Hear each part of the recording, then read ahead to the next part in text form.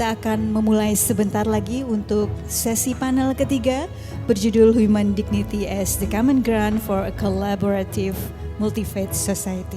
Kami akan mengundang para panelis untuk ke panggung dan untuk menempati tempat duduk yang telah disediakan di panggung. Yang pertama adalah Bapak Dr. Dahana Putra selaku Director General of Human Rights, Ministry of Law and Human Rights of the Republic of Indonesia.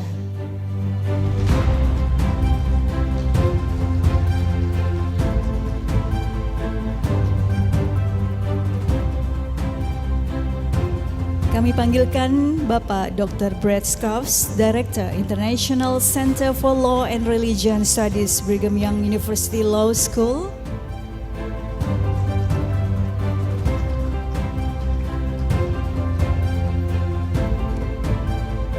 Dan narasumber yang ketiga adalah Ibu Profesor Dr. Hajah Siti Ruhaini Zuhayatin, Senior Advisor, Executive Office of President of the Republic of Indonesia.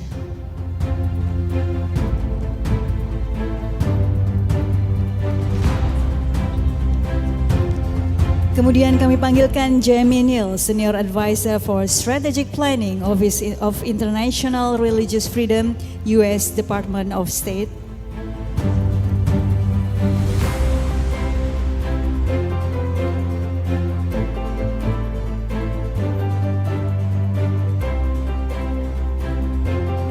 Dan kami panggilkan Ambassador Bapak Ahsanul Habib, Deputi Pertama Permanent Representative of the Republic of Indonesia to the UN, WTO, and other international organizations in Geneva, Switzerland.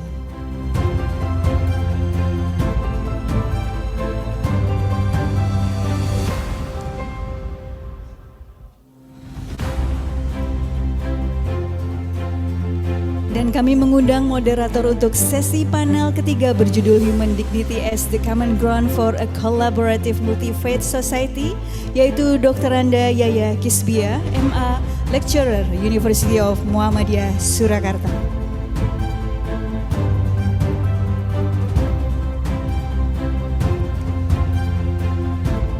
Ya, dan berikan tepuk tangan yang meriah untuk para narasumber dan moderator di sesi panel ketiga. Terima kasih. Bismillahirrahmanirrahim. Selamat siang, salam sejahtera. Assalamualaikum warahmatullahi wabarakatuh. Di depan kita telah hadir para narasumber yang luar biasa menguasai isu yang akan kita diskusikan pada siang hari ini. Judul sesi kita adalah Human Dignity as the Common Ground for a Collaborative Multi-Faith Society. Sesi ini akan berfokus pada meningkatkan pemahaman tentang konsep martabat manusia, harkat martabat manusia atau human dignity sebagai pondasi pijakan bersama bagi seluruh warga masyarakat, baik di tingkat lokal, nasional maupun internasional yang berasal dari latar belakang agama, keyakinan, dan kepercayaan yang beragam, yang majemuk. Untuk apa? Untuk bekerja sama dalam menghargai, mendorong, mempromosikan, dan melindungi hak asasi manusia untuk setiap insan dengan prinsip no one left behind and do no harm. Yang pertama adalah Bapak Dr. Dahana Putra, Director General of Human Rights, Ministry of Law and Human Rights of the Republic of Indonesia. Kepada Bapak Dirjen, dipersilakan.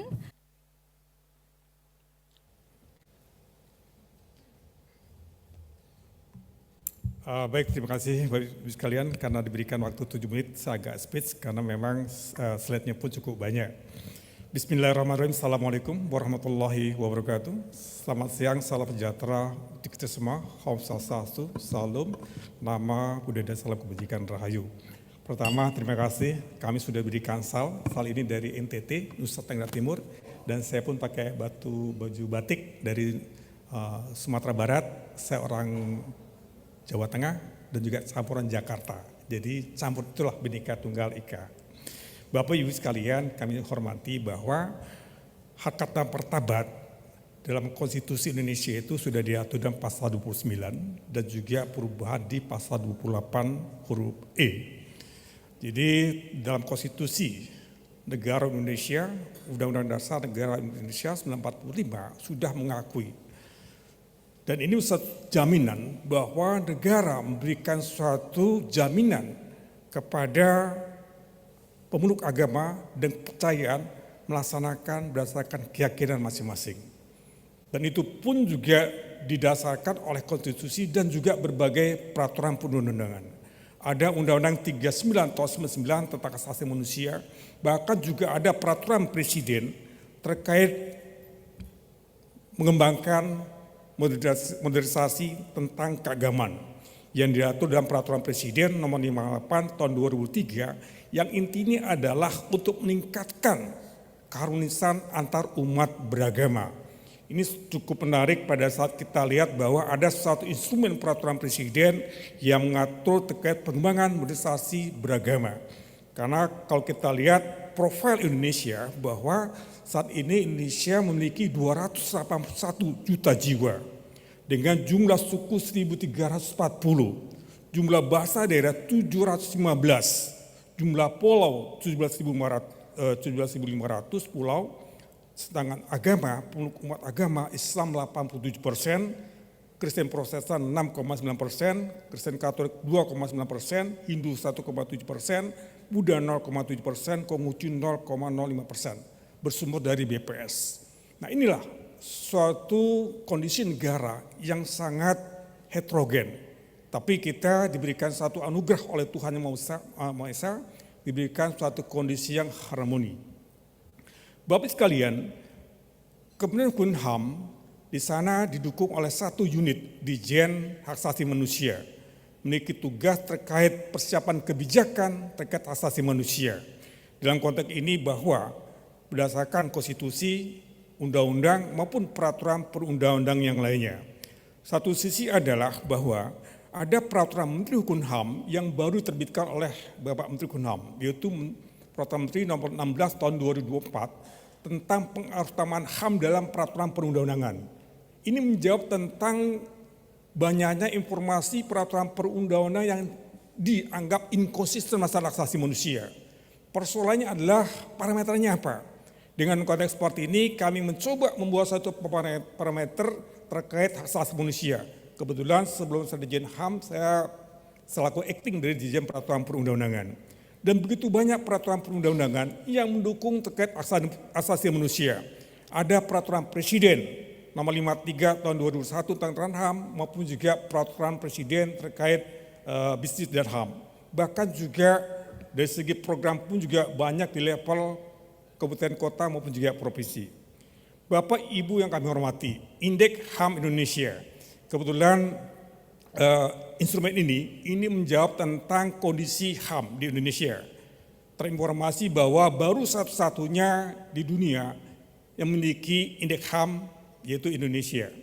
Indeks HAM Indonesia ini menggambarkan dengan 20 isu dengan 9 terkait isu ekonomi sosial dan budaya dan juga 11 sipil dan politik dengan 135 subindikator. Jadi Bapak sekalian akan melihat kondisi Indonesia pada saat bisa mengecek indeks HAM ini terkait sipil politik, ekonomi, sosial, dan budaya. Nah tentunya ini ada suatu yang menarik pada saat kita lihat indeks HAM. Ini akan menggambarkan kondisi wilayah masing-masing provinsi. Jadi Bapak Ibu sekalian akan bisa melihat kondisi bagaimana tentang kondisi HAM yang ada di Indonesia, khususnya di masing-masing provinsi, baik Sumatera Barat maupun juga wilayah lainnya. Dengan ini maka kebijakan yang akan diambil oleh masing-masing kabupaten kota provinsi diharapkan berbasis kepada indeks HAM ini.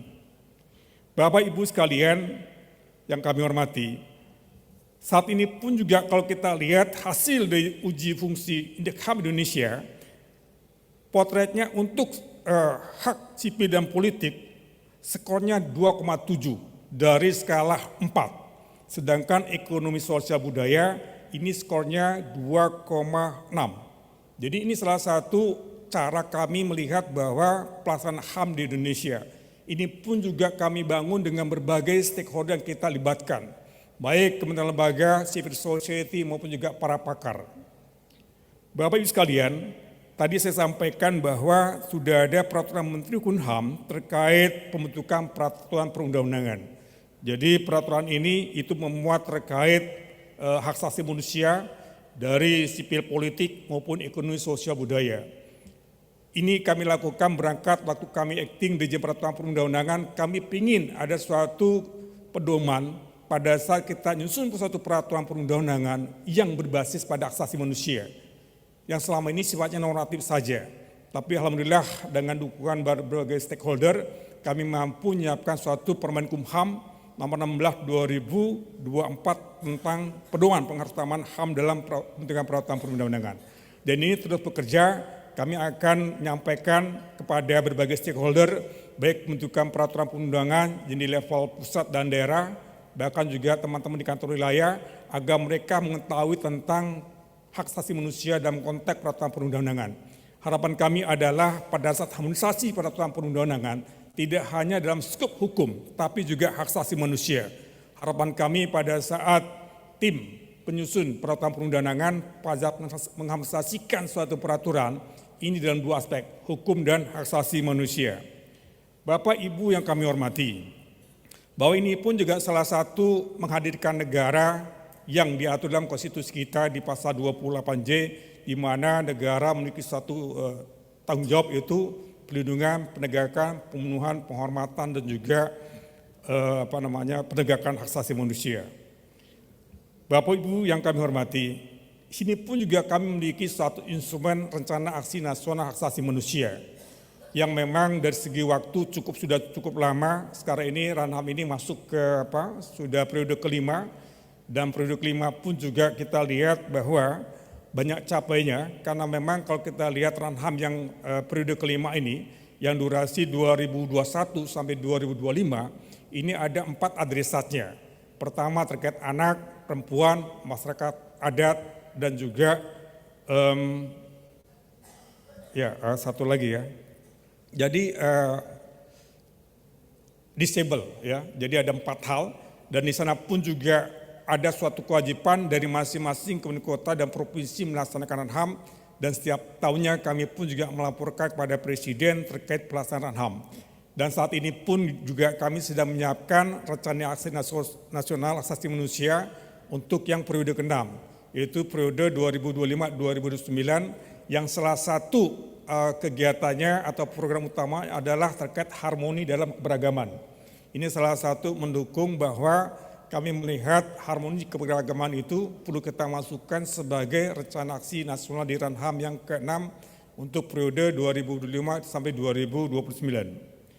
Bapak Ibu sekalian yang kami hormati, di samping itu pun juga kami menyiapkan suatu kegiatan kabupaten kota peduli HAM yang diatur dalam Permenkumham nomor 22 tahun 2021, di mana dalam Permenkumham di sana pun juga ada 10 indikator, 5 indikator dalam bidang sipil politik, ada 5 dalam bidang ekonomi sosial budaya. Dalam bidang sipil politik salah satu poinnya adalah hak atas keberagaman dan pluralisme. Ini salah satu poin karena memang kebetulan dari 524 kabupaten kota, ini 80% sudah melaporkan kegiatan Ranhamnya. Ini salah satu modalitas kita agar seluruh wilayah Indonesia ini ya harmoni dalam keberagaman. Dan ini pun juga kita lakukan secara optimal, dan juga ada suatu proses edukasi untuk meningkatkan pemahaman mereka, terutama harmoni dalam keberagaman. Bapak Ibu yang kami hormati, dalam hal ini pun juga Dirjen HAM itu menerima pengaduan dugaan pelanggaran HAM. Jadi begitu banyak aduan yang disampaikan kepada kami pun juga memiliki kantor wilayah yang menerima pengaduan. Dan kami pun juga membuat suatu 2 provinsi sebagai role model, di mana dibentuknya adanya Posyankum Hamdes, yaitu di Bali maupun juga di Bangka Belitung.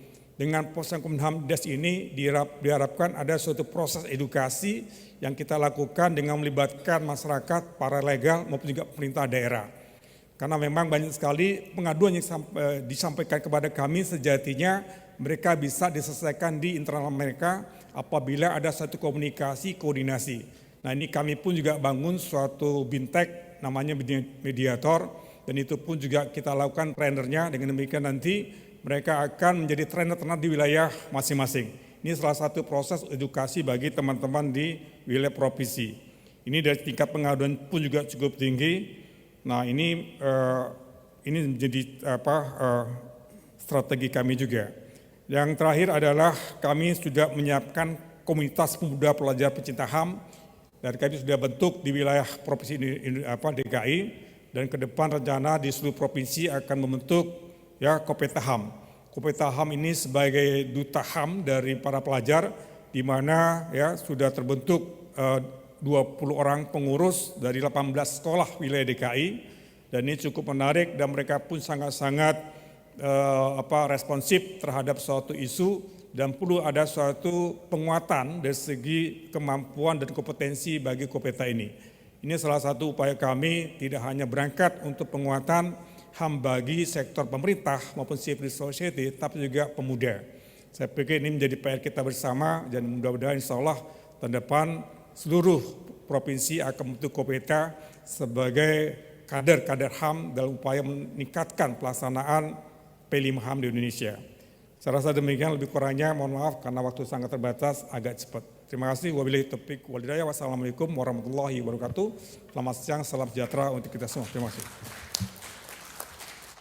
Terima kasih kepada Bapak Dirjen Dr. Dahana Putra yang telah memberikan overview, memberikan payung bagi kita tentang pengarus utamaan HAM dan rencana aksi nasional Harmoni Keberagaman yang rencananya dilaksanakan tahun 2025 sampai 2029. Ini tentunya memberikan harapan dan optimisme kepada kita semua, CSOs maupun faith-based organization, termasuk yang menjadi mitra, lebih dari 25 mitra Lemena Institute untuk LKLB. Selanjutnya saya persilakan kepada Profesor Dr. Brett Scharf. Beliau adalah Director dari International Center for Law and Religion Studies, Brigham Young University Law School.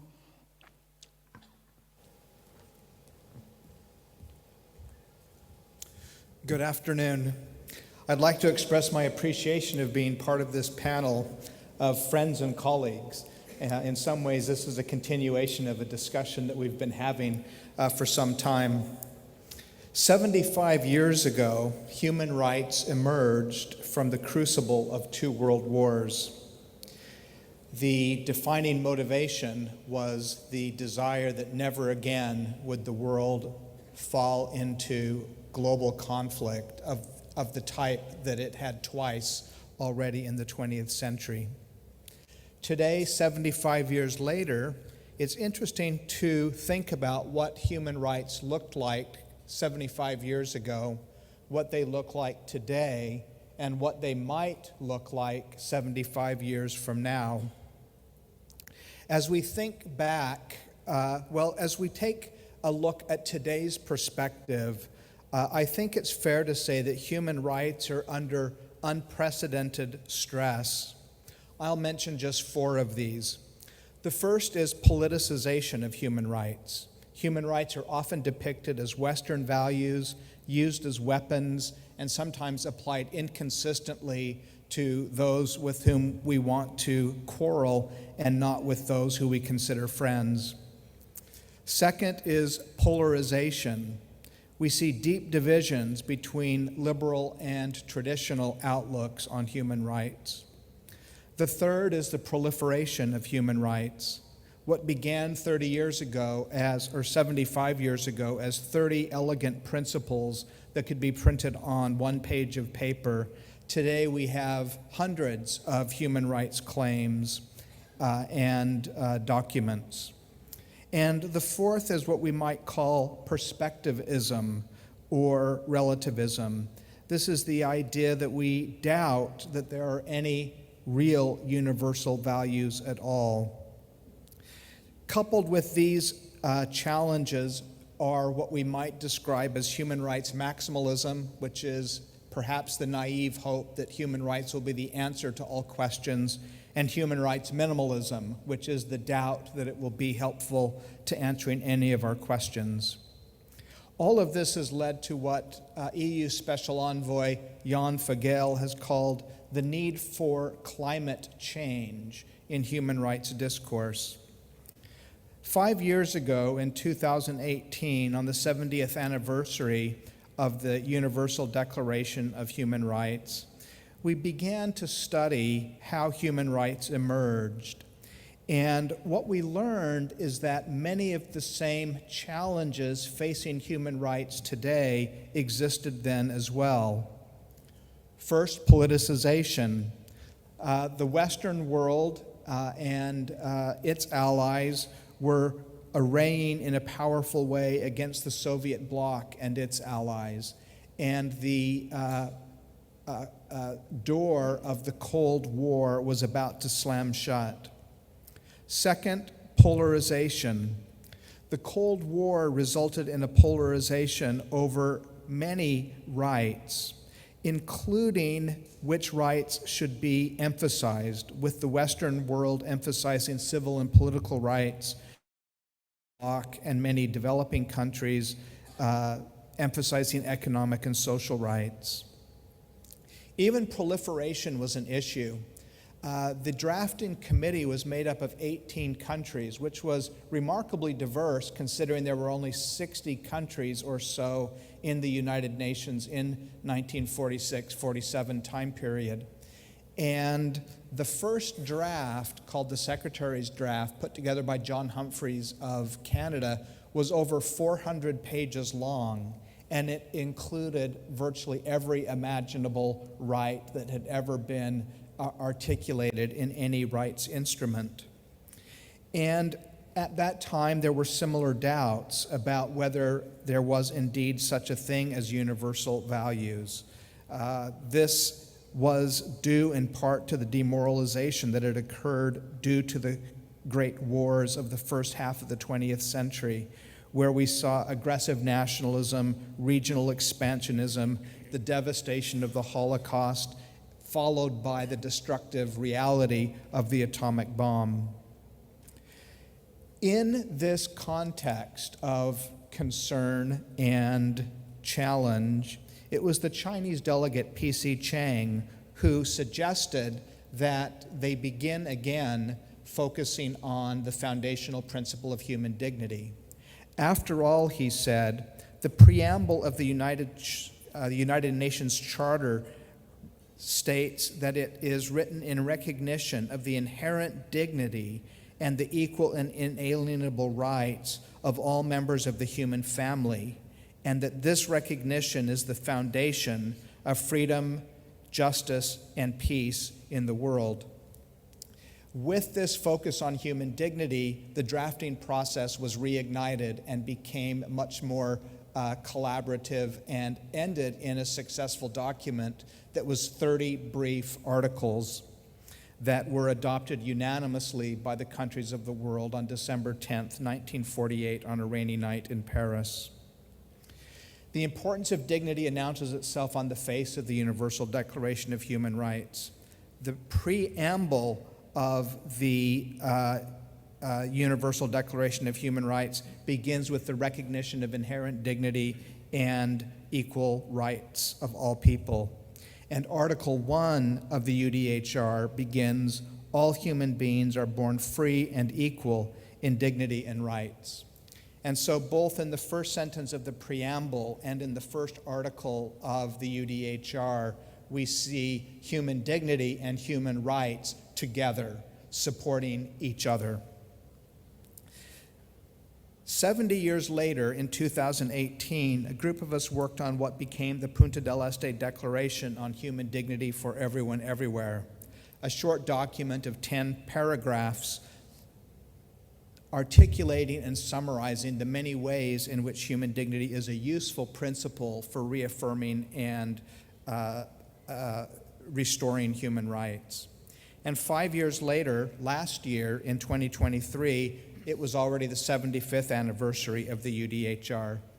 At that time, we spent a lot of time focusing on broadening the voices we listen to when it comes to human dignity. We held conferences on Asian perspectives on human dignity, and there were a few participants in this room who are contributing chapters to a book that we're working on that topic. We also held a conference in Ivory Coast, Côte d'Ivoire, on African perspectives on human dignity, and in Malaysia and in Qatar on Islamic perspectives on human dignity. The African Perspectives book has already been published, and the Islamic Perspectives is underway. We also did projects on the founding figures of human dignity, which resulted in a special issue of the Review of Faith and International Affairs, summarizing the views of human dignity of the key drafters of the UDHR. This year, we've held conferences on Oceanian perspectives and published a book and a journal special issue on judicial perspectives on human dignity and religious perspectives on human dignity. Today, one of the big challenges we face as a world is how to promote cultures of dignity around the world. CCRL, Cross-Cultural Religious Literacy, I believe is one of these dignity-based programs, which is genuinely based upon seeing each other and listening to each other and genuinely trying to understand each other. And I see this as a part of a number of human dignity-based engagements, including what David Saperstein described earlier, the Multi-Faith Neighborhood Network, which is a dignity-based engagement model.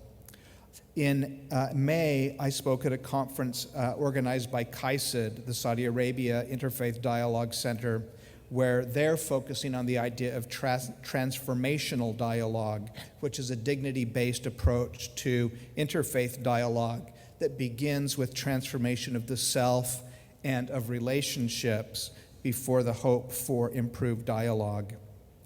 So at this moment, I think the significance of human dignity to the Human Rights Project can hardly be overstated. And I'm grateful for CCRL and these other dignity-based models of engagement that are taking root around the world. Thank you. Terima kasih kepada Dr. Brad Scharf yang telah secara komprehensif memaparkan kronologi dari penerapan hak asasi manusia, dan pemaparan beliau ditutup dengan mengambil contoh literasi keberagamaan lintas budaya sebagai pendekatan budaya yang penting dalam mempromosikan dan meningkatkan hak harkat martabat atau human dignity manusia. Sekali lagi tepuk tangan kepada Profesor Brad Scharf. Berikutnya pembicara kita yang ketiga adalah Profesor Dr. Hajah Siti Ruhaini Zuhayatin. Beliau adalah, among other roles, adalah tenaga ahli utama dari Kantor Staf Presiden, Senior Advisor Executive Office of President of the Republic Indonesia. Dipersilakan Ibu Ruhaini.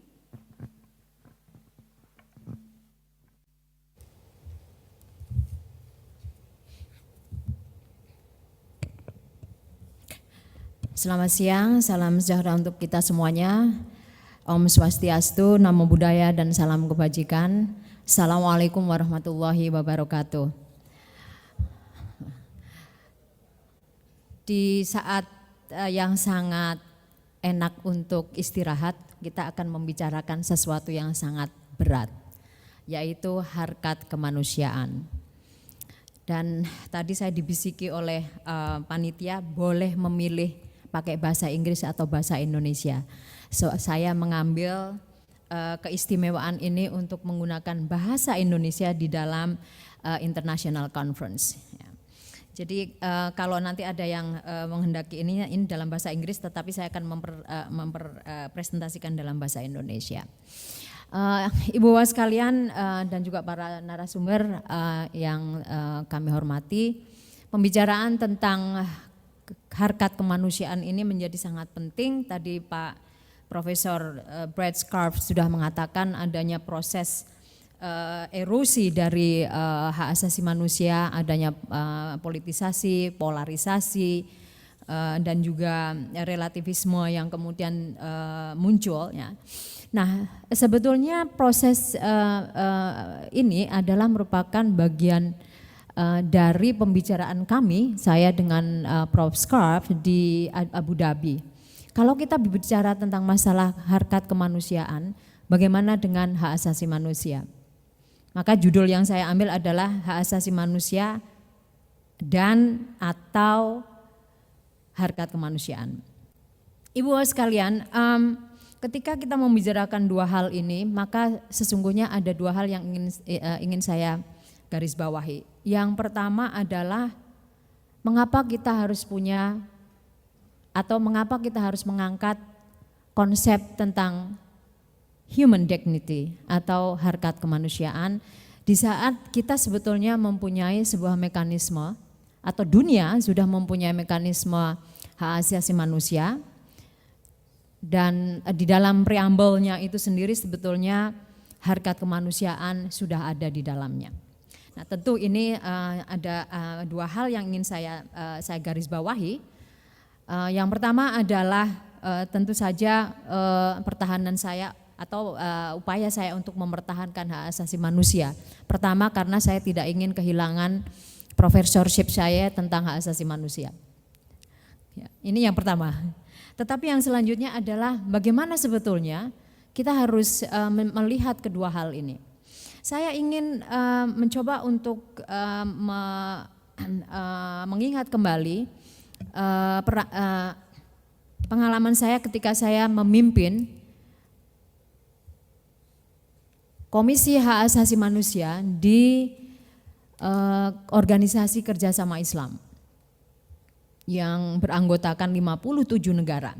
Ketika Komisi HAM ini dibentuk, ya, ini sebetulnya ada banyak perbincangan dan ada beberapa suara yang mengatakan kenapa kita menggunakan human right, kenapa kita menggunakan hak asasi manusia yang itu tidak ada di dalam Islam. Kenapa kita tidak menggunakan harkat kemanusiaan yang itu sudah jelas ada di dalam Al-Quran, yaitu karomah insaniyah. Kenapa OKI tidak justru membuat sendiri standar normal yang itu bersumber dari Islam. Jadi ini adalah sesuatu yang perlu kita jawab dengan seksama. Nah, ibu sekalian, ya, OKI sendiri memiliki satu dokumen yang disebut dengan Deklarasi Internasional Hak Asasi Manusia Islam, ya, yang memang ini sebagai satu interpretasi dari hak asasi manusia yang bersifat universal. Ya. Nah, tetapi persoalannya adalah pada saat kita membicarakan hak asasi manusia di OKI, ya, di situ ada kata-kata syariah. Jadi semua hal yang terkait dengan prinsip dan norma dan mekanisme dari hak asasi manusia ini harus sesuai dengan syariah. Nah, padahal kalau kita melihat bahwa di dalam Islam, kita melihat bahwa persoalan syariah ini juga menjadi sesuatu yang perdebatan, ya. Tadi Profesor Scarf juga mengatakan bagaimana relativisme itu kemudian muncul. Nah, ada salah satu hal yang kemudian dianggap sebagai sebuah relativisme yang formal itu adalah Cairo Declaration. Nah, ketika saya menjadi ketua Komisi HAM OKI, saya diminta oleh Sekjen PBB agar komisi ini dapat menjembatani antara Cairo Declaration dengan UDHR. Ya. Nah, oleh sebab itu karena waktunya yang sangat pendek, saya ingin mengajukan satu hal, ya, bahwa ketika kita membicarakan human dignity, maka kita tidak kemudian menghilangkan hak asasi manusia, tetapi lebih untuk mengingatkan kembali sebagai sebuah moral call dari masing-masing agama bahwa yang ingin dicapai oleh hak asasi manusia itu adalah harkat kemanusiaan. Itu yang tidak boleh dilupakan.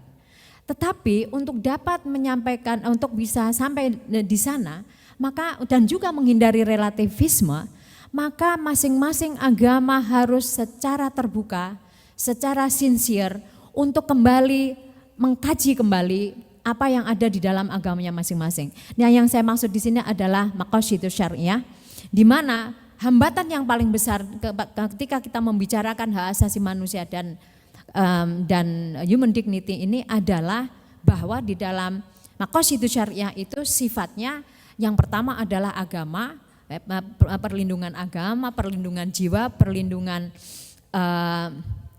keturunan, kemudian perlindungan pemikiran, perlindungan keturunan, dan perlindungan properti atau kekayaan.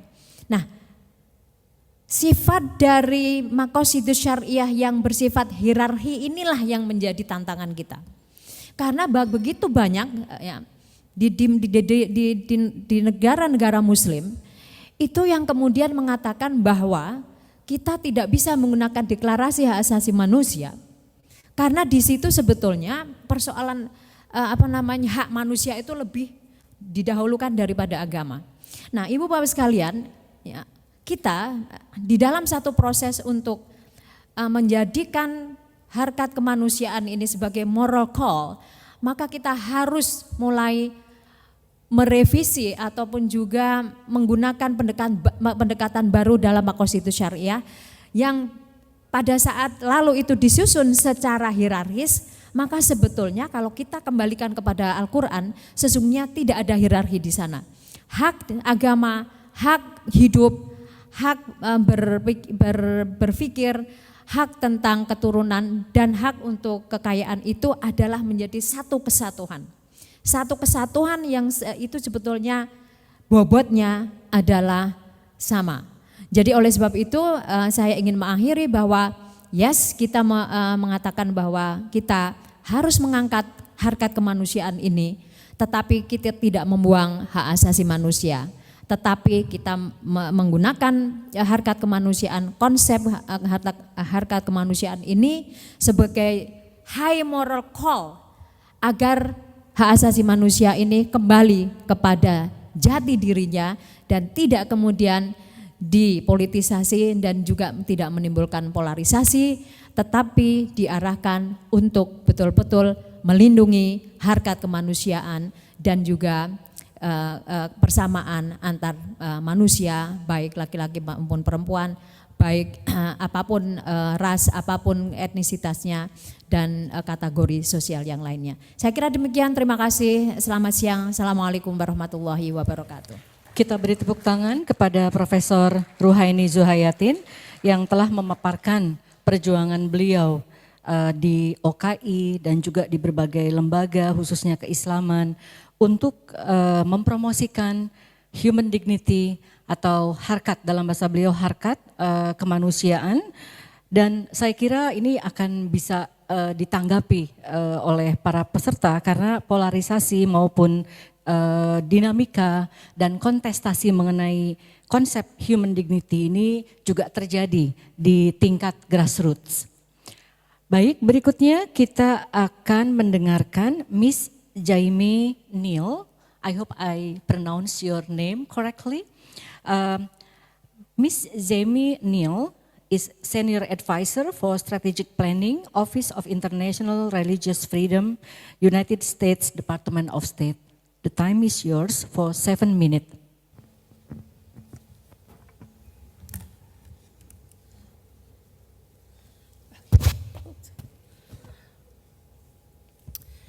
Good afternoon, everyone. My name is Jamie Neal, and I come to you from Hawaii. And in Hawaii, when we open any of our remarks, we begin by saying aloha. So let me start by saying aloha. Oh, thank you. I'm honored to join this panel and would like to thank the organizers for this opportunity. And I'd also like to say hi to my husband and children who are watching on Zoom from Hawaii. As we are discussing the importance of cross-cultural and multi-faith understanding, I'm reminded and grateful that as a U.S. diplomat, and I'm also married to a U.S. diplomat, that we've been able to serve in different assignments around the world that have offered our children the chance to experience living in different countries and in countries with different religious faith traditions. I was thinking during lunch, remembering when we lived in Cairo, in Egypt, and how every early evening our son's soccer team would stop practice in respect for the call to prayer, and then they would continue their practices. So I really loved hearing the call to prayer again today during our lunch break. So it's a privilege to be back in this part of the world where we have served in Asia before. So I'm currently serving in the U.S. Department of State's Office of International Religious Freedom, and I'd like to share a bit about our work that we do and also offer some insights on the value of the work that you all do. Our office's mission is to advocate for the freedom of religion or belief around the world, and we do this by promoting inclusive societies. Human dignity is a common ground. Our office's mandate and approach to this is through a rights-based approach. The mission of our office is a core American value, and we take it very seriously, as we stand for the protection of freedom of religion or belief for everyone, everywhere. But we don't just safeguard this because it is our constitutional duty and the core mandate of our office, but we safeguard this because the State Department also views this as a national security imperative. We strengthen our national security by advocating for more inclusive, equitable, and rights-respecting societies. Governments and institutions that promote religious freedom are more stable and more economically vibrant and more peaceful. They are better partners, and we believe that no nation can achieve their fullest potential when members of their society are excluded because of their beliefs.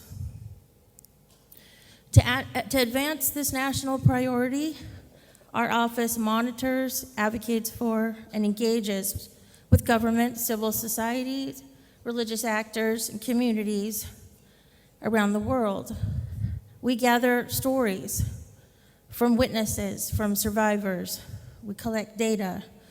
We work with our embassies and our consulates overseas on this important initiatives.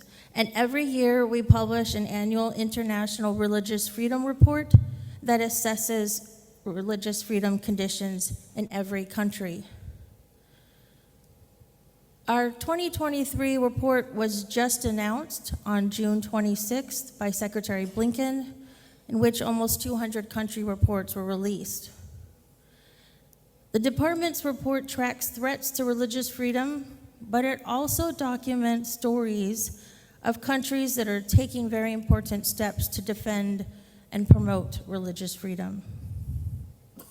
We find today, though, that religious freedom is still not respected for millions around the world.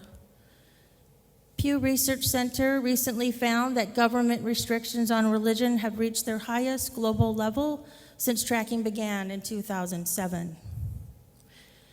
Today, we find some governments around the world continue to target individuals, close places of worship, forcibly displace communities, and imprison people because of their beliefs.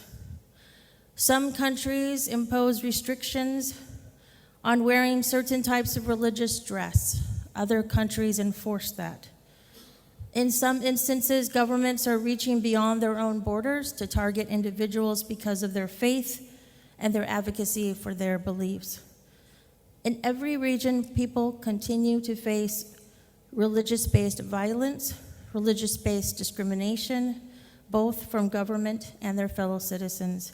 They can be shut out of their schools, denied jobs, harassed, imprisoned, or worse. We have a lot of work to do. We've discussed a lot already about the strengths of diversity, and we know it to be a definite strength for our own democracy. When you have people who come together from all different backgrounds and who work together to solve challenges and build peace, can gain more good from such united cooperation and trust. Our humanity is the tapestry of goodness that binds us together. I'd like to thank the organizers for this beautiful gift. It reminds me of this. This is what happens when we are free to believe or not believe, and to act on those beliefs as our conscience leads.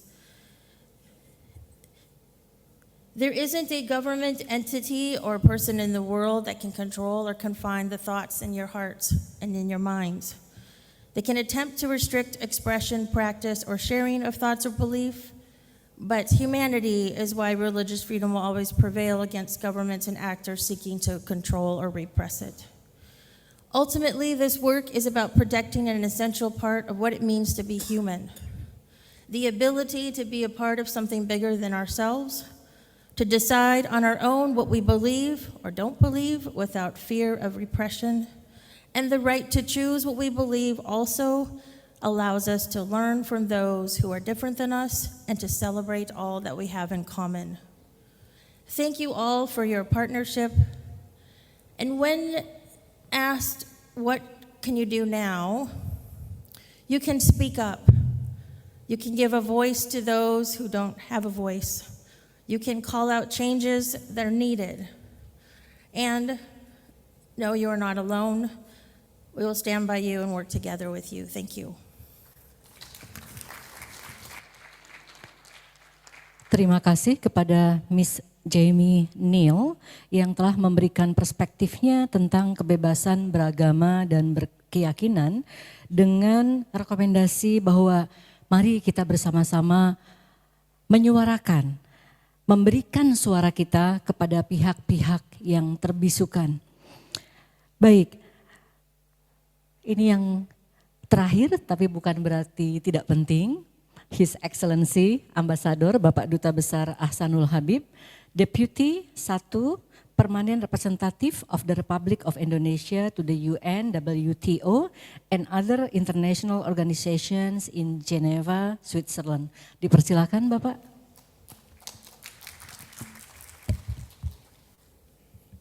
Thank you very much, Moderator. Assalamualaikum warahmatullahi wabarakatuh. Selamat sore dan salam sejahtera. Allow me to speak in bahasa Indonesia, not because of the translation problem, but partly because of it is mandated actually by the regulation. So allow me again to speak in bahasa in my presentation. I have only now less than 7 minutes. Ibu bapak yang kami hormati, baik yang di depan saya maupun juga di layar Zoom. Kalau boleh saya cerita, tahun lalu saya terlibat dalam sebuah diskusi terbatas dengan beberapa pakar, termasuk dengan Mr. Brad Schaff, yang membahas bagaimana kita menempatkan human dignity sebagai konsep yang bisa dipraktekkan dan juga lebih mendapatkan recognition dalam konteks global setting maupun multilateral interaction. Kita mungkin mengenal human rights, kita mengenal human dignity, kita mengenal human values, kita mengenal human security. Tapi hari ini yang paling mengemuka adalah human rights. Tentunya berbasis pengalaman saya dalam konteks multilateral, saya mencoba menggali how we can actually conceptualize human dignity into more multilateral discourses. Bagaimana kita membahas human dignity tersebut dalam konteks PBB yang paling sederhana. Namun begitu saya berpikir, makin saya gali, I found more questions than answers. Jadi ini sebuah konsep yang challenging bagi saya. Nah karena itu dengan berbasis pengalaman tadi saya coba menggambarkan sebenarnya bagaimana kita akan menempatkan human dignity di dalam global collaboration setting sesuai dengan judul panel ini, Human Dignity as the Common Ground for Collaborative Multi-Faith Society. Nah, izinkan saya mulai dengan UDHR, Universal Declaration of Human Rights tahun 1948. Pada dasarnya, UDHR ini menjadi basis HAM yang kita kenal sekarang ini, baik pada tingkat dunia maupun pada tingkat nasional. Lucunya atau uniknya, pada saat kita masuk membahas konsep UDHR, artikel pertamanya sudah menempatkan sebuah kesetaraan. All human beings are born free and equal in dignity, one, and rights, two. Jadi ada dignity, ada rights. Yang basisnya disebutkan lebih lanjut adalah semangat persaudaraan, in a spirit of brotherhood. Nah, dalam perkembangannya Ibu dan Bapak, kita mungkin lebih familiar, lebih friendly dengan konsep HAM, tetapi tidak dengan human dignity. Kemudian konsep HAM ini lebih dielaborasikan, lebih advance, namun tidak dengan human dignity. Nah, saya akan berikan beberapa persoalan atau tantangan dalam kita mendefinisikan atau menjabarkan human dignity. Pertama, apakah definisinya? Kemudian standar, principles, dan skupnya bagaimana? Ya. Human dignity kalau kita lihat ke belakang sebenarnya berbasis agama karena dia pilarnya itu morals dan ethics. Sementara human rights dalam perkembangannya dia berbasis pada justice, equality and non-discriminatory serta guided by law and regulation. Jadi nggak bisa dipisahkan, ada hukum di sini yang menempatkannya. Kemudian pertanyaannya bagaimana kita mengkonvergensikannya dengan human dignity. Saya kira ada point of interest di sini, yaitu bahwa apa yang kita lakukan dalam dunia HAM itu must be surrounded by the spirit and values of moral and ethics. Nah, ini tadi yang disampaikan oleh Ibu Ruhaini. Jadi ada moral and ethics sebagai moral calls bagi kita untuk mengedepankan prinsip sebuah penegakan HAM yang berbasis moral dan ethics. Nah, Ibu dan Bapak serta rekan-rekan sekalian, persoalan kedua, bagaimana institusi dan mekanismenya? Kalau human dignity saya kira sampai hari ini kita masih lack dan inexistent dalam global setting. Ya. Saya ambil contoh, kita mulai dari national level.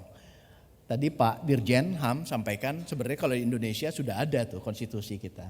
Tapi kemudian tidak berkembang.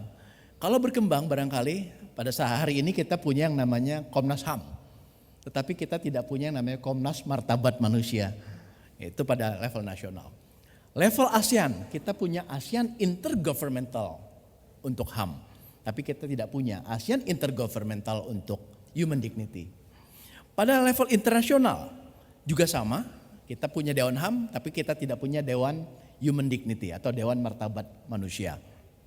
Nah, menurut pandangan saya Ibu dan Bapak, kembali sesuai dengan temanya, yang perlu kita kedepankan dalam membangun kesadaran bahwa human dignity adalah equal footing dengan human rights berdasarkan UDHR. Pertama adalah harus dibangun yang namanya national and global urgencies and priorities. Jadi pada tingkat tataran nasional harus ada urgensi bahwa kita perlu mengedepankan moral and ethics dalam konsep human dignity dalam tataran nasional. Kemudian yang kedua, kita juga harus memastikan siapa nanti actors-nya. Kalau HAM itu actors utamanya adalah negara. Nah sekarang bagaimana? Apakah negara nanti akan mengurusi harkat manusia? Itu juga good question yang harus kita jawab. Yang berikutnya adalah kita juga harus membawa yang namanya impact assessment. Jadi inisiatif ini harus kita pastikan ada impactnya kalau akan kita bangun sebagai konsep yang lebih conceptualized dan juga dapat dipraktikkan pada tataran yang lebih grassroots level. Nah, jadi Ibu dan Bapak, saya kira tantangannya adalah kita harus membangun konsensus, building blocks basis dan konvergensi sebagai tadi moral call menempatkan human dignity sebagai makanan utama dalam kehidupan kita. Nah, Ibu dan Bapak, Izinkan saya juga untuk menyampaikan tantangan yang dihadapi di sisi lainnya yang sudah sangat advance tadi, yaitu human rights. Bahwa situasi saat ini Dewan HAM sebagai institusi atau mekanisme HAM dunia itu semakin polarized, semakin politicized, dan kadang-kadang dialog saja tidak dapat menjadi langkah utama dalam kita menyelesaikan persoalan-persoalan HAM dunia.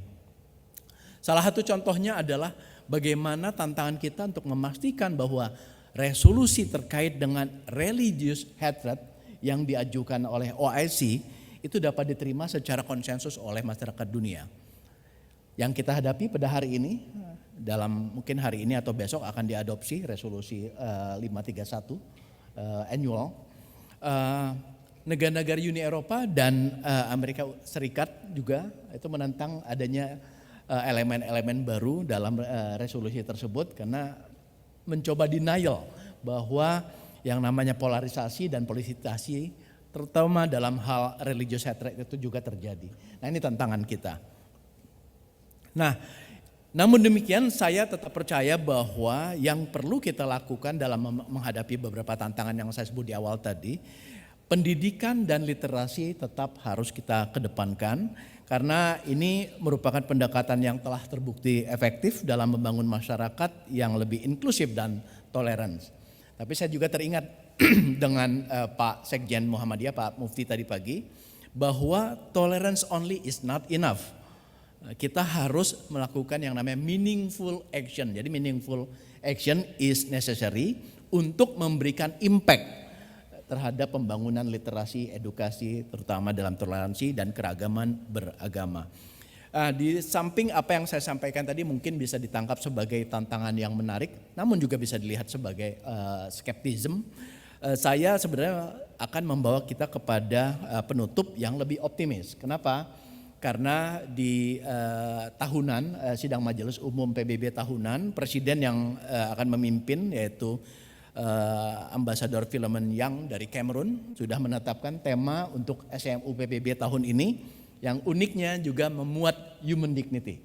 Jadi judul yang diangkat untuk tema SMU PBB tahun ini adalah Leaving No One Behind, Acting Together for the Advancement of Peace, Sustainable Development, and Human Dignity for Present and Future Generation. Jadi itu sisi positifnya. Dengan demikian itu paparan saya, lebih dan kurangnya mohon dimaklumi.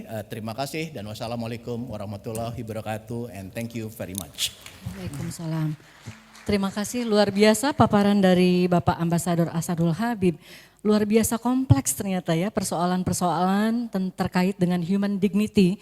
Tapi saya yakin kompleksitas yang telah Bapak sampaikan juga disertai dengan harapan-harapan dan peluang yang kita bisa bekerja sama lebih baik, lebih keras, lebih sistematis begitu antar pemerintah dan CSOs juga FBOs.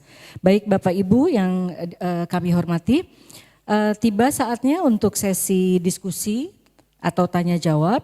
Saya persilakan untuk termin pertama 3 orang penanggap.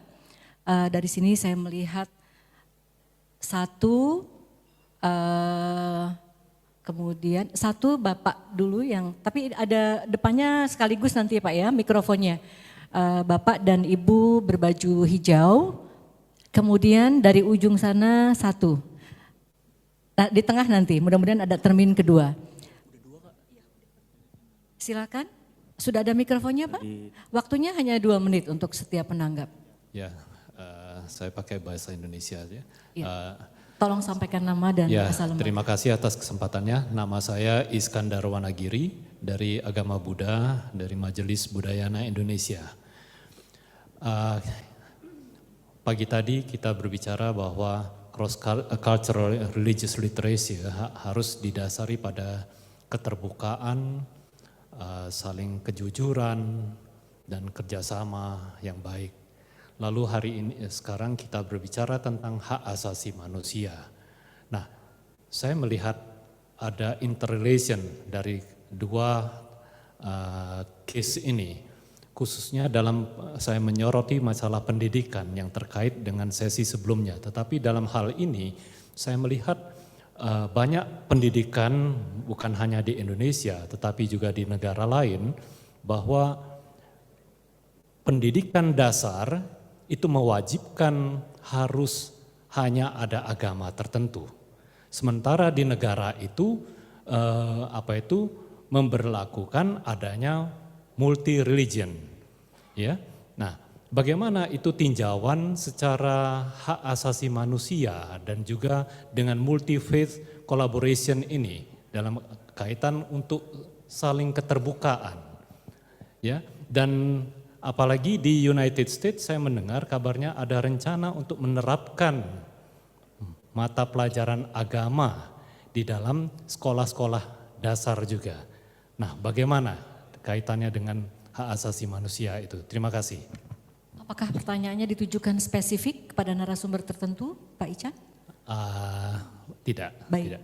nanti saya tawarkan. Ya, Iskandar saya. Pak Iskandar. Ya, terima kasih. Berikutnya, Ibu, silakan. Thank you so much for such a great presentation. I underline that student and teachers' awareness of human rights values and norms, as well as human dignity, become a common ground for understanding the urgency of the multi-faith education. The most challenging in Indonesia is that most teachers and students are still unfamiliar or misunderstood with human rights norms and values. Yesterday, I was invited by the Law and Human Rights Council, the PP Muhammadiyah, to speak about human rights education methods because the Muhammadiyah Central Leadership is designing human rights training programs to be implemented in various regions across Indonesia. And I think this is a very brilliant strategy from Muhammadiyah to increase the knowledge and the awareness of grassroots about human dignity and human rights. My question is how the government of Indonesia could accelerate the human rights education wider across Indonesia so that the multi-religious education could be effectively implemented. And probably how the US experience, when deal with a similar issue, has a certain program to increase the human rights awareness of the grassroots. Thank you. Terima kasih, Ibu. Berikutnya yang terakhir, Bapak di sayap sebelah kiri saya. Thank you very much. I come from Aceh. My name is Ikhwani. Maybe I'm question for language Indonesia. Yang terhormat para narasumber, saya menggunakan bahasa Indonesia karena di sini mayoritas orang Indonesia. Nah, jadi saya ingin bertanya mungkin pada narasumber pendapatnya masing-masing terkait dengan humanity, itu rasa kemanusiaan. Banyak permasalahan itu terjadi ketidaktoleran itu karena pengaruh yang ada pada diri seseorang itu di mana suka atau peduli yang berlebihan terhadap persoalan-persoalan yang diyakini oleh pribadinya sebagai sebuah kebenaran yang bisa dibilang adalah kebenaran yang absolut, paling benar, merasa paling benar.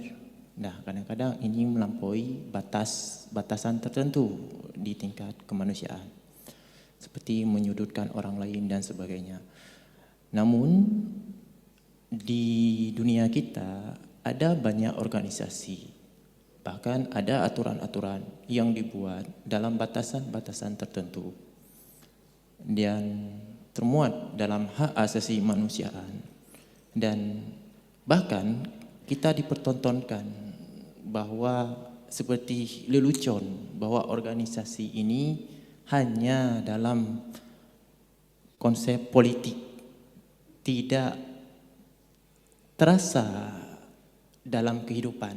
Jadi sering terjadi bahwa ketidakadilan itu terjadi.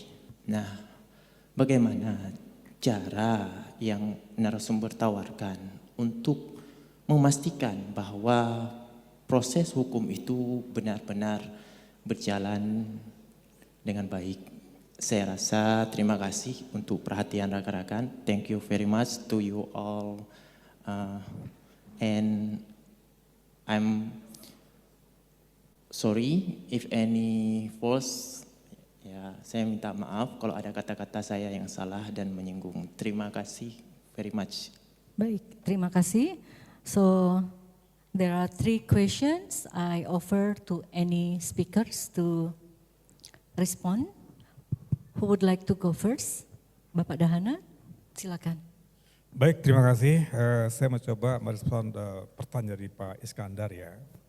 Inilah kewajiban negara. Tadi saya sebutkan bahwa negara memiliki suatu tanggung jawab terhadap hak asasi manusia. Ada 5P, perlindungan, pemajuan, pemenuhan, penegakan dan penghormatan hak asasi manusia. Terkait pelaksanaan pendidikan, sejatinya memang ini harus disiapkan oleh negara. Jadi tidak bisa disamakan dalam pelaksanaannya itu untuk semua agama. Jadi pada saat ada suatu siswa beragama Hindu, maka negara wajib menyiapkan guru yang beragama Hindu. Jadi sesuai dengan masing-masing agamanya. Ini salah satu upaya kita untuk meningkatkan tingkat keimanan dari masing-masing pelajar tentunya, dikaitkan dengan pengembangan dari sekolah. Ini salah satu upaya kami bagaimana negara menyiapkan guru-guru dari masing-masing agama sesuai dengan muridnya. Kedua adalah merespon pandangan dari dapatan dari teman kita dari Aceh. Ini salah satu permasalahan yang timbul pada saat itu, dan adanya negara menyiapkan suatu peraturan presiden nomor 58 tahun 2023 tentang penguatan modernisasi beragama. Maksudnya adalah mengubah pola pikir, mengubah perilaku. Bagaimana setiap warga negara Indonesia itu wajib menghormati perbedaan, menghormati perbedaan suku, agama maupun yang lain. Jadi peraturan presiden ini salah satu adalah untuk mengubah mindset perilaku tadi. Nah tentunya memang dalam konteks hukum itu kan adalah 3 hal. Pertama adalah legal substance-nya. Legal substance ini salah satu adalah kebutuhan hukumnya. Ternyata kita sudah menyiapkan Perpres 58. Kedua adalah legal structure-nya. Bagaimana aparatnya? Bagaimana tentang petugasnya? Apakah petugasnya sudah enggak dikuatkan dari segi penghormatan terkait perbedaan tadi. Ketiga adalah legal culture, budaya masyarakatnya. Jadi 3 hal ini saling terkaitan bagaimana terciptanya suatu toleransi beragama di Indonesia. Saya rasa demikian, terima kasih. Terima kasih kepada Bapak Dirjen. Berikutnya, who would like to go? Dr. Brett. Yeah, 3 very brief points. The first is, I think we should not create artificial distinctions between human dignity and human rights. By reading from the preamble to the UN Charter, the preamble to the UDHR, and Article 1, what we see is human dignity and human rights come together. And I think Habib is exactly right to focus on the institutional dimension of human rights promotion and perhaps the foundational dimension or the educational dimension of the human dignity concept.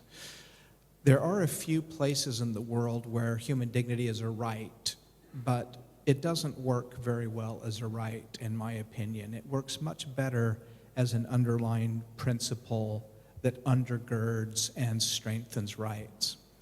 And so, Professor Pratiwi, this goes to your question. I think that as we design human rights education, I think it's very advisable to include human dignity as a foundational part of that education, in part because this is important for understanding how human rights work and where they come from, but also in part to lower the resistance to human rights education, because in many cultures, such as Islam, human dignity is going to be felt, as Rohini was explaining, much more as an indigenous concept than human rights will. And so I think it's a way of building some undergirding and inoculation, to mix metaphors. The third question about U.S. education. In the United States, the Supreme Court has drawn a very strong distinction between teaching religion and teaching about religion. Now, what is that distinction? Teaching religion is more devotional or advocacy. It's teaching religion from a religious perspective as the truth. And the court has made it very clear that that type of education needs to take place outside the school. And so there were two very famous cases involving religious instruction. One released students for religious instruction on campus at the high school, and the Supreme Court said that was unconstitutional. Another plan released students and they went off school property and received religious instruction, and that was held to be constitutional. Now, it's remarkably difficult to keep this distinction clear, because teaching about religion quite naturally evolves or devolves into advocacy for typically the majority faith or the teacher's preferred view.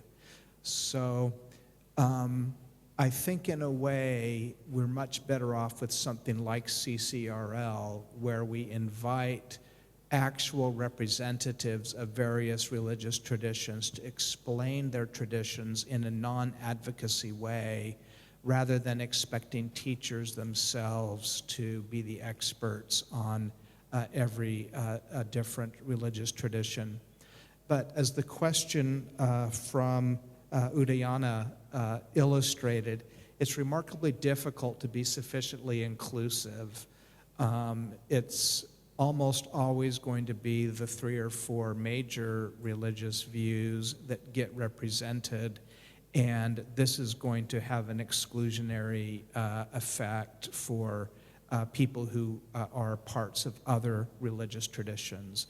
And so trying to figure out how to be sensitive to those who do not come from the primary 3 or 4 religious traditions is important. I think one thing that's remarkable about CCRL is it focuses on Judaism, although there are very few Jewish people in Indonesia. And so the answer they came up with, as I understand it, and Matthias can correct me, is to focus on the Abrahamic faiths first, and to be inclusive of the Abrahamic faiths, including the faith that has relatively few adherents here in Indonesia itself. And I think that is salutary. Thank you, Dr. Sharf. And then Ibu Ruhaini. Applause, yes, please, don't hesitate. Oke, terima kasih untuk pertanyaannya, dan saya akan mungkin sebelum menjawab pertanyaan itu akan menyambungkan apa yang disampaikan oleh Prof. Scarf dan juga Pak Excellency Pak Habib, ya, bahwa memang persoalan human right dan human dignity ini terus menjadi perbincangan, ya. Tadi Pak Brad menyebutkan bahwa harkat kemanusiaan itu lebih dikenal oleh masyarakat agama, ya, daripada hak asasi manusia. Tetapi juga kita harus melihat bahwa persoalan harkat kemanusiaan itu ditempatkan di dalam satu posisi yang berkaitan, meskipun mungkin domainnya berbeda. Jadi kalau tadi saya mengatakan bahwa harkat kemanusiaan ini harus menjadi fondasi moral atau moral call ya, karena memang harkat kemanusiaan itu lebih abstrak ya. Kalau kita melihat di dalam satu sistem nilai itu, maka harkat kemanusiaan itu adalah nilai dan kepercayaan. Kita percaya dan itu adalah nilai. Tetapi untuk bisa mengoperasionalisasikan nilai dan dan nilai tersebut dibutuhkan norma dan mekanisme. Nanti norma dan mekanisme akan terbentuk ya, termanifestasi di dalam tindakan. Nah, oleh sebab itu memang tidak diperlukan, saya setuju dengan Prof. Brad Scarf bahwa kita tidak perlu membuat sebuah mekanisme yang sama dengan hak asasi manusia sebagai sebuah international regime ya, tetapi ini harus dikuatkan, tadi Pak Habib juga menjelaskan, ini harus dikuatkan kembali agar hak asasi manusia yang itu disetujui oleh semua anggota PBB termasuk Indonesia, Amerika Serikat, Saudi Arabia, Vatikan, Cina, Jepang, ini dikembalikan lagi bahwa ini bukan sebagai alat politik, tetapi ini adalah sebuah upaya bersama-sama seluruh dunia untuk menegakkan martabat manusia yang diciptakan. Ya, kalau di dalam Kristen adalah sebagai satu bayangan dari Tuhan, dan di dalam Islam bahwa penciptaan manusia ini sebagai khalifah fil ard dengan kapasitas, dengan beberapa sifat Tuhan yang diberikan kepada manusia, maka ini dihargai.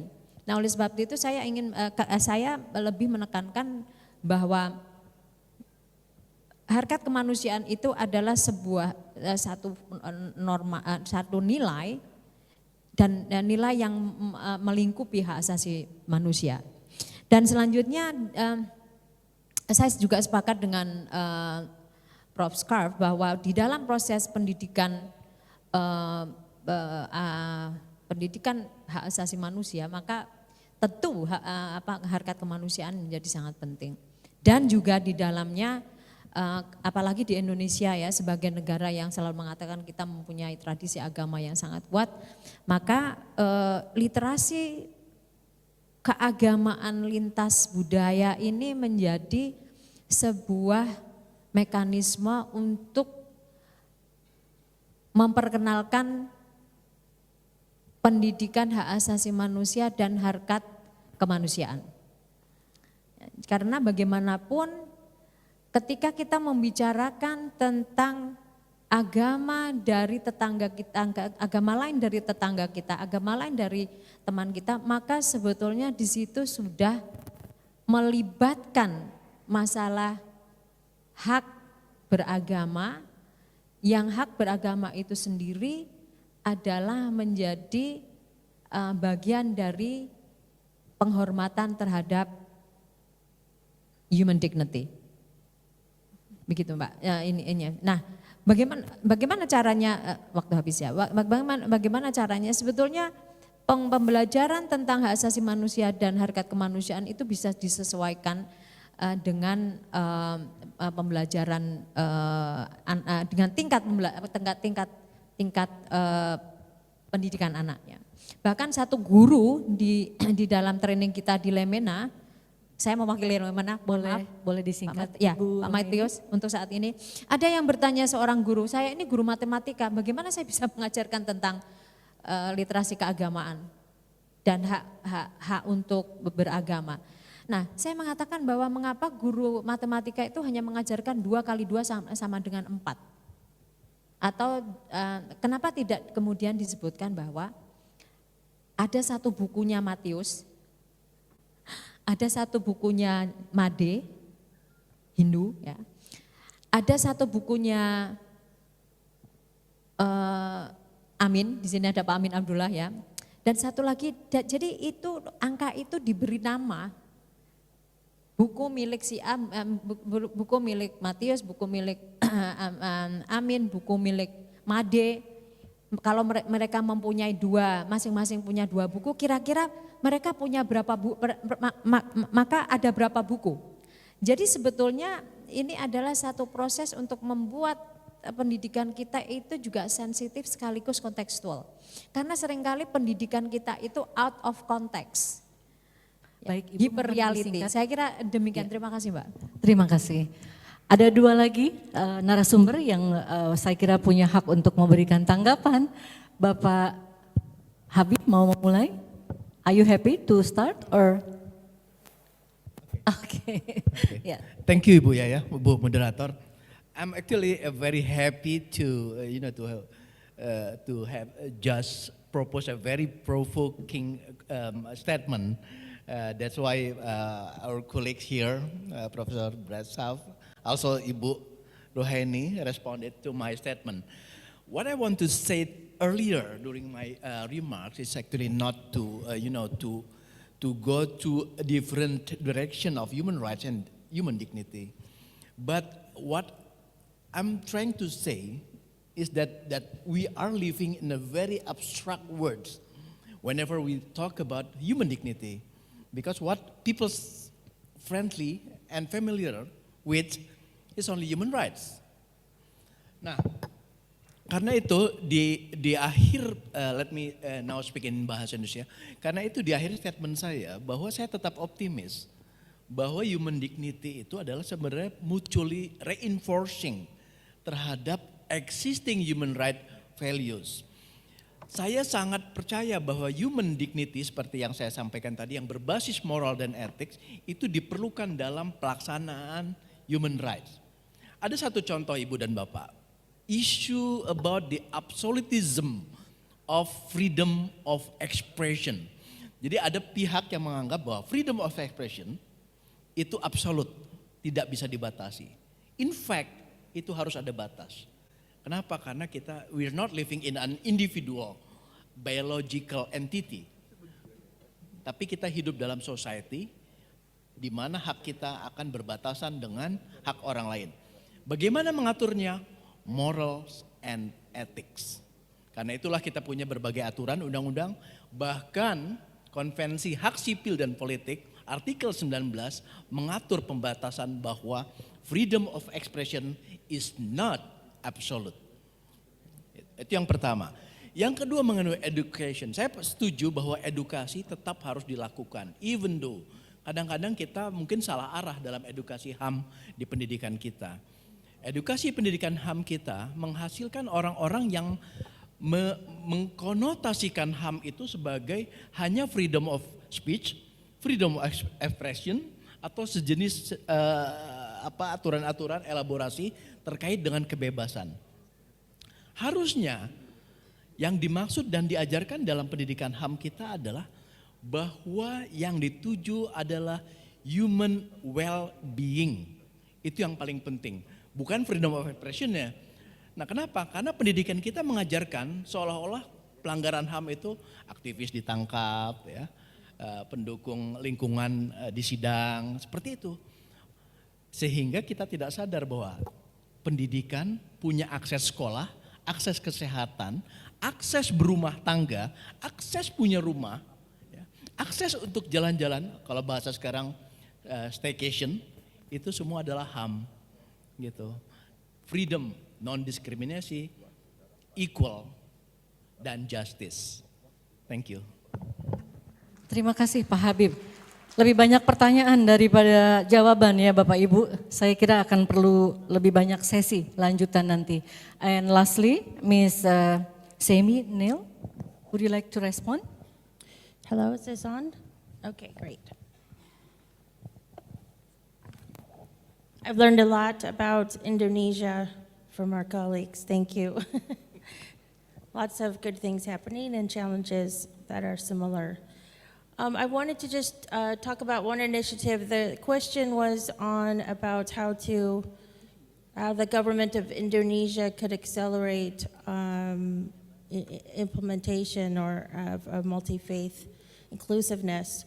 One of the initiatives that my office leads on, actually I'm the lead on, is we strive to work together with our individual embassies and consulates posted in our countries overseas, with the host country governments overseas.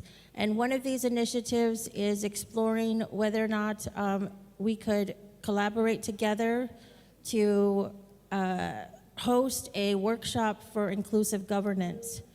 And what this means is it's an opportunity outside of just the Department of State for our office to work with other government agencies, such as our Department of Justice, Department of Homeland Security, other government agencies that are also seeking ways to develop best practices for better inclusive governance activities. One of the main things we believe is that freedom of religion and belief cannot exist without the other interrelated freedoms of expression. This includes peaceful assembly, association, and freedom from discrimination and other restrictions that would limit these other freedoms. And so this workshop on inclusive governance seeks to bring together experts from our U.S. side and match them in a workshop with our host country partners. So we would work with the embassy, who works with the host country government, to identify areas that we can bring together these practitioners to learn from each other and share best practices. So for one example of what a session would look like, we had a session a few years back where our Department of Homeland Security met with other law enforcement and security partners to discuss how to be more sensitive when performing security checks at an airport, for example. That there are different religious faiths and traditions, and how to be more aware of those nuances and how to be more inclusive when performing their duties. So this kind of speaks to like a broader effort. I mean, not specifically for education, but just an idea of how these interrelated freedoms all work towards, a common goal. Thank you. Thank you, Ms. Jamie Neal.